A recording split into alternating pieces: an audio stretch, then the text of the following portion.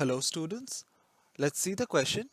The question says an ideal gas enclosed in a vertical cylindrical container supports a freely moving piston of mass capital M. The piston and the cylinder have equal cross-sectional area A. When the piston is in equilibrium, the volume of the gas is V0 and its pressure is P0. The piston is slightly displaced from the equilibrium position and released, assuming that the system is completely isolated from its surrounding. The piston executes a simple harmonic motion with frequency. तो question में हमको जो information provide किया गया है उसके basis में हम एक फिगर बनाने की कोशिश करते हैं। तो हमको दिया गया कि हमारे पास एक सिलेंड्रिकल कंटेनर है। So we have a cylindrical container something like this, और यहाँ पर हमारा एक पिस्टन हमने यूज किया है। तो ये हमारा पिस्टन है that is inside the cylindrical container, और दोनों का एरिया हमको दिया गया है, इट इज सेम। तो दिस इज अ पिस्टन, और हमको दिया गया है कि इस पिस्टन का एरिया है ए और मास है कैपिटल एम, और ये piston is an equilibrium and at the point of equilibrium इसका प्रेशर है पी नॉट और वॉल्यूम है वी नॉट।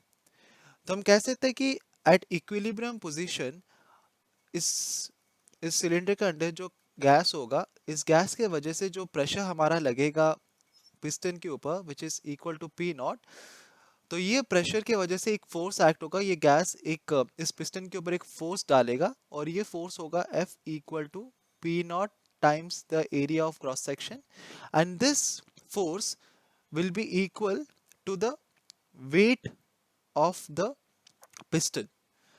तो ये दोनों जो फोर्सेस है, तो वेट ऑफ द पिस्टन है और जो हमारा फोर्स लगेगा हमारे पिस्टन के ऊपर because of the gas inside the cylindrical container, वो दोनों इक्वल हो जाएंगे, जिसकी वजह से हमारा piston will be in equilibrium position. So we can write the equation that p naught a is equal to capital m times g. तो this is the initial equation. तो हम लिख सकते हैं ये है equation one. This is at equilibrium. At equilibrium ये हमारा केस होगा। नाउ अगर हम पिस्टन को एक स्मॉल डिस्प्लेसमेंट देते हैं, अगर हम इस पिस्टन को थोड़ा सा डिस्प्लेस करते हैं by small distance x, then जैसे ही हम इसको नीचे की तरफ मूव करेंगे बाय स्मॉल डिस्टेंस x, तो वॉल्यूम कम हो जाएगा और प्रेशर इंक्रीज करेगा, and let us assume that the increase in pressure is equal to the increase in pressure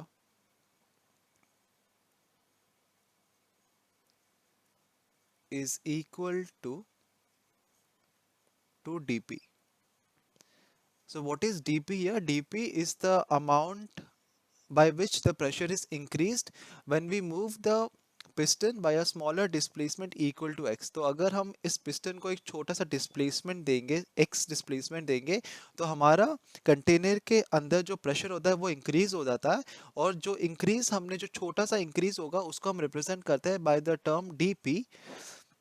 और क्योंकि हमारा अब प्रेशर इंक्रीज हो रहा है, तो हमारे पिस्टन को अपने इनिशियल इक्विलिब्रियम पोजीशन पे लाने के लिए एक फोर्स एक्ट होगा जो कि रिस्टोरिंग फोर्स होगा। और ये रिस्टोरिंग फोर्स कितना होगा?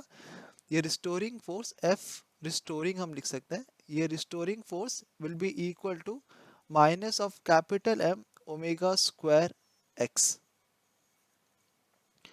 तो this is equation two. We can write equation number two. तो ये होगा हमारा रिस्टोरिंग फोर्स। रिस्टोरिंग फोर्स क्यों लग रहा है? क्योंकि हम जब हमारे पिस्टन को नीचे की तरफ धकेलते हैं by a smaller distance x, then उसको अपने इक्विलिब्रियम पोजीशन में लाने के लिए एक फोर्स लगता है जो कि हमारा गैस उसको प्रोवाइड करता है, और इस फोर्स को हम रिस्टोरिंग फोर्स कहते हैं, और इसका value equal to minus of m omega square x। और अगर हम सारे फोर्सेस को एंड हम यहाँ पे लिख सकते हैं on equating all the forces upon displacement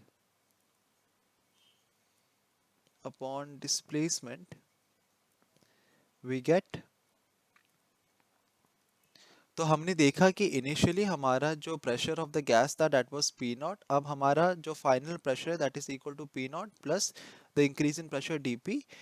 तो इस केस में हमारा फोर्स था पी नॉट ए, और इस केस में हमारा जो फोर्स एक्ट होगा due to the gas that will be p naught plus d p into a. So जो एक्स्ट्रा प्रेशर हमारा एक्स्ट्रा फोर्स जो हमारा गैस अप्लाई करेगा पिस्टन के ऊपर इसको अपने इक्विलिब्रियम पोजीशन पे लाने के लिए, that will be equal to the restoring force. So we can write that F restoring is equal to the increase in pressure force, that is P naught plus dP multiplied with A minus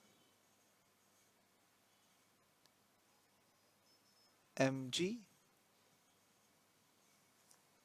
और हमने देखा है कि initial हमारा जो pressure हमारा जो force था that is equal to the weight of the piston. तो इनिशियल फोर्स हमारा mg भी हम लिख सकते हैं. और हमारा F रिस्टोरिंग हमने यहाँ पे लिया था to be equal to capital M omega square x. यहाँ पर x हमारा डिस्प्लेसमेंट है, तो इसको हम लिख सकते हैं to be equal to P naught a plus d p a minus m g. और इक्वेशन वन में हमने देखा था that p naught a is equal to m जी.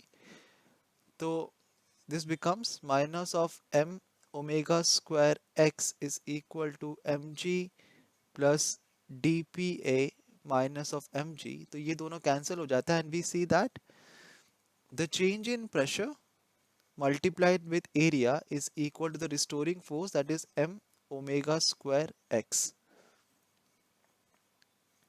इसको हम लिखते हैं to B equation 3.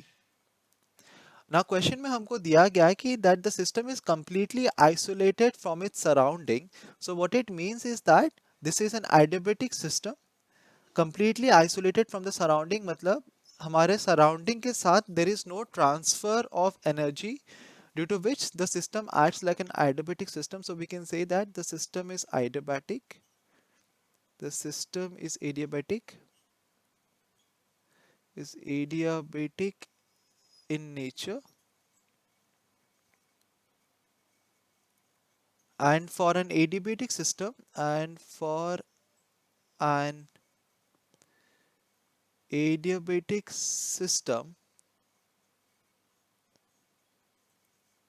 we know that the relation between pressure and volume is that PV whole to the power gamma is a constant K. PV whole to the power gamma is a constant, and here gamma is the ratio of specific heat.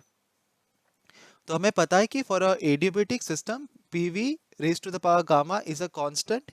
तो अगर हम for an adiabatic system अगर हम इसका derivative लेंगे तो we get that dP, that is a change in pressure, will be equal to minus of gamma multiplied with the initial pressure divided by the initial volume into the change in volume. अगर इसका हम derivative लेंगे इस equation का तो हमको ये वाला इक्वेशन मिलेगा. अब हम देखते हैं कि what is the change in volume. तो इनिशियली हमारा वॉल्यूम जो था of the container that was equal to V naught. जब हम अपने पिस्टन को डिस्प्लेस करते हैं by a smaller distance x, then हम देखते हैं कि हमारा जो वॉल्यूम होगा वो डिक्रीज कर जाता है, जिसका मतलब dv विल बी नेगेटिव, क्योंकि there is a net decrease in volume. And how much amount of decrease in volume, decrease in volume कितना होगा, ये सिंपली हमें पता है कि volume is equal to area into displacement, that is s. तो the change in volume will be equal to minus of area of the piston into displacement, that is x. और हम यहाँ पे नेगेटिव साइन इसलिए ले रहे हैं क्योंकि हमारा जो वॉल्यूम है वो नेट वॉल्यूम वो यहाँ पर डिक्रीज हो रहा है, तो हम इसको नेगेटिव साइन से इंडिकेट करेंगे. तो हमको मिलता है कि the change in pressure dP is equal to minus of gamma P naught V naught whole into minus of A times x. AX yeah represents the smaller change in volume when we displace the piston by a distance x. So यहाँ पे negative दोनों negative science cancel हो जाएंगे और हमको मिलेगा dP is equal to gamma times P naught V naught AX. And this is equation number 4. तो इस इक्वेशन नंबर 4 को जब हम इक्वेशन 3 में डालेंगे, इक्वेशन 3 में हमको मिला था कि dpa इज इक्वल टू, हमको इक्वेशन नंबर 3 में क्या मिला था, that dp times a is equal to the restoring force, that is minus of m omega square x. तो यहाँ पर dp का वैल्यू अगर हम पुट करेंगे तो हमको मिलेगा gamma p naught by v naught ax multiplied with a is equal to minus of m times omega square x. यहाँ पर ओमेगा है हमारा angular frequency,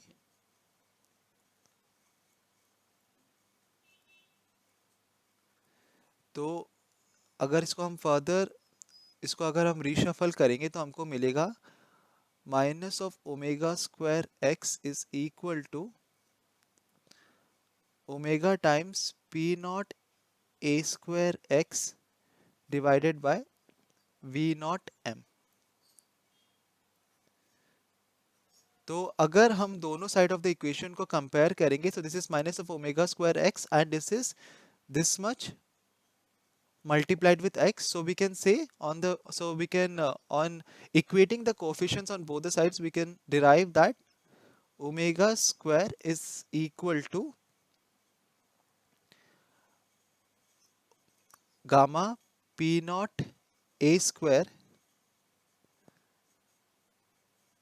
divided by v naught m, or we can say omega, which is the angular frequency of motion, is equal to root over of gamma p naught a square by v naught m.